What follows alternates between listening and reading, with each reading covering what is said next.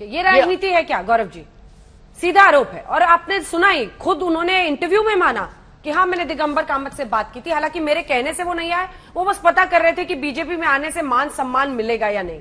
तो ये तो आप लोगों ने एक नेटवर्क बना दिया ना। फिर आप क्या है, आपकी विचारधारा क्या है, और कोई भी कांग्रेसी उसमें तुरंत फिट बैठ जाता है।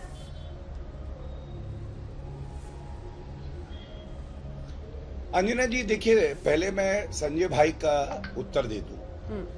संजय भाई, आपने कांग्रेस पार्टी तो बहुत पहले छोड़ दी, लेकिन मुझे ऐसा लग रहा है कांग्रेस पार्टी का वायरस अभी भी आप में है। मैंने छोड़ा नहीं है। आपको दिखाई दे रहा है बीमारी क्या है कांग्रेस पार्टी छोड़ा नहीं है। इनको अभी भी चिंता है कि भाजपा में क्या होता है। संजय भाई प्लीज, संजय भाई एक मिनट। यदि आपने गलत बात कहा, मैं निलंबित नहीं कहना चाहता था, मैं थोड़ा सम्मान दे रहा था आपको, लेकिन आप सम्मान के आदी नहीं है शायद। ठीक है, एक एक करके कोई बात, मैं आपको टाइम चलिए संजय जी, ठीक है, तर्क इस पे नहीं है। हाँ अंजना जी देखिए, जो बीमारी है ना कांग्रेस पार्टी की, वो यहाँ पे खुद ही स्पष्ट हो गई।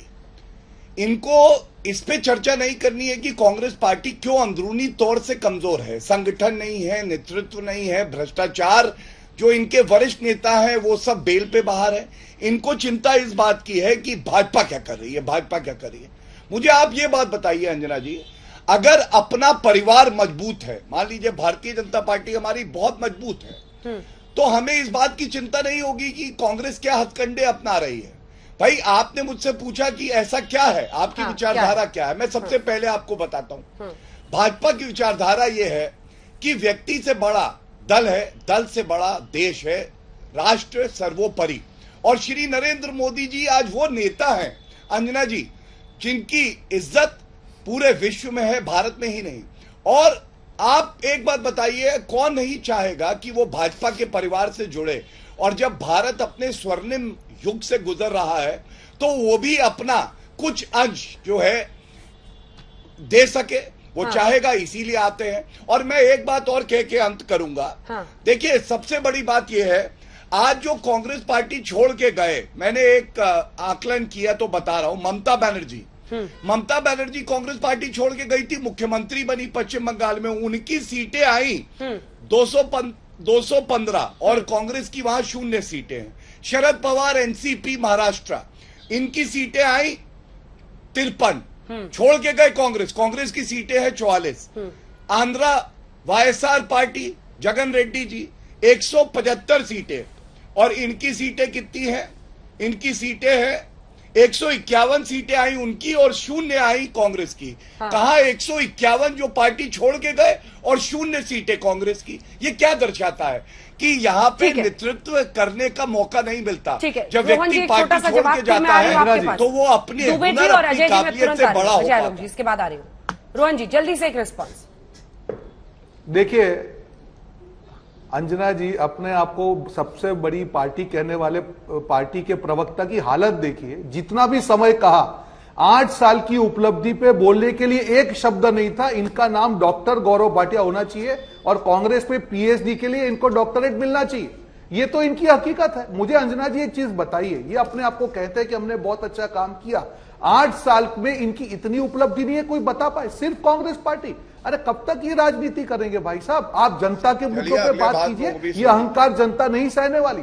कितने भी आप तोड़ लो, कितने भी पैसे कर लो, और आपका जो वॉशिंग मशीन है इसीलिए जा रहे हैं क्योंकि दाग अच्छे हैं। जिनके दाग है वो आपके वॉशिंग मशीन में जाएंगे, तो जो दाग धुलेंगे, आप जैसे अपने दाग धुल के बैठे हैं। मेरी भाषा मुझे परमिशन नहीं देती है, मेरी संस्कृति, कि मैं आपकी जैसे भाषा का प्रयोग करूं। पर गौरव भाटिया, यही अहंकार आपको ले डूबेगा। जो भारत जोड़ो यात्रा को देश का प्यार मिल रहा है, उसी का कारण आपका यह अहंकार है। क्योंकि आपकी बातों में कहीं महंगाई नहीं है, बेरोजगारी नहीं है, गरीबी नहीं है, मानव विकास सूचकांक नहीं है। आपको अपने एक भी वादे का जवाब नहीं देना है। जो आज 5 प्रण की मोदी जी बात कर रहे हैं, उससे 10 गुना प्रण दे चुके हैं। और आज आपको याद, सबको आपने जुमला बना दिया। 15 लाख की बात हो, किसानों की आय दुगनी करने की बात हो, रोजगारी की बात हो, बुलेट ट्रेन की बात हो, हर घर में जल की बात हो, कहां पे गए आपके सारे मुद्दे? आप हर बार अपनी गोल पोस्ट चेंज करते हैं। ये आपको मैं कार्टून दिखाना चाहूंगा।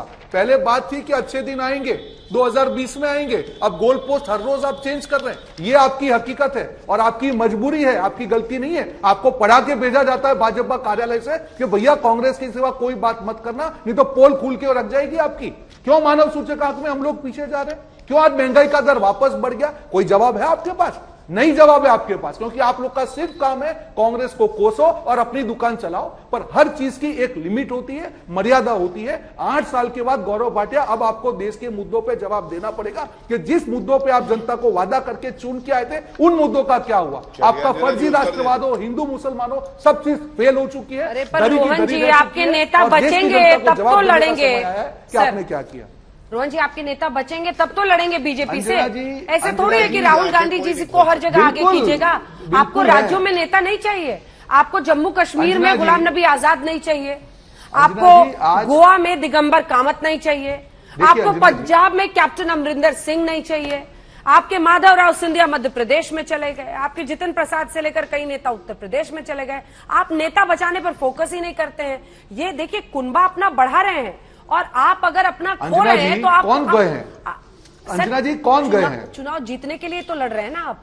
बीजेपी मैं अपने बता आप रहा थोड़ी हूं, मैं हार जवाब दे जाएगी। दूं। अंजना जी, आपके सवाल का मैं थोड़ा जवाब सा दे रुक दूं। रही मैं हूँ, सवाल मुझे का 2 जवाब लोगों दूं। से कमेंट लेना है, ये दोनों मैं अभी बोल नहीं सवाल का पाए, फिर जवाब मैं दूं। जवाब आप- दे लूंगी जल्दी से आपका जवाब देते हुए। अजय आलोक जी, आपने रोहन जी की बातें सुनी है, वो कह रहे हैं कि घमंड टूटेगा, 8 साल हो गए हैं, जनता का समर्थन मिल रहा है इस भारत जोड़ो को, और इसीलिए खलबलाहट में बीजेपी अलग अलग राज्यों में उनके विधायकों को तोड़ रही है। देखिए अंजना जी, मेरा बड़ा स्पष्ट मानना है कि कोई भी पार्टी हो उसकी एक नीति होती है, उसकी नीति निर्धारण करने वाले लोग होते हैं। और जिस तरह से पेड़ों पे नए पत्ते उगते हैं, उसी तरह से उम्र के साथ साथ नई नई लीडरशिप आती है जो पुराने लीडरशिप को नर्चर करती है। गौरव भाटिया ने बहुत अच्छा एग्जाम्पल दिया कि ममता दीदी चली गई, नर्चरिंग नहीं हुई, लेकिन उन्होंने अपने दम पे मुख्यमंत्री बन गई। वही हाल शरद पवार का हुआ, वही हाल YSR का हुआ। ये सब कांग्रेस के स्तंभ थे, लेकिन कांग्रेस की कहीं ना कहीं नीतियां नहीं होके वो एक ही परिवार पे केंद्रित होकर रह गई, जिसका खामियाजा वो आज भी उठा रहे हैं। अगर पार्टी में रहना है तो लोग भाजपा में जा रहे हैं, परिवार में रहना है तो लोग कांग्रेस में रह रहे हैं। दिक्कत यही है, आप नर्चर नहीं कीजिएगा। चुनाव हारना कोई बड़ी बात नहीं है, लेकिन चुनाव हारने के बाद भी अपने नेता को नर्चर करके रखना, उसको संगठित करना, उसको उत्साहित करना भी पार्टी का काम होता है।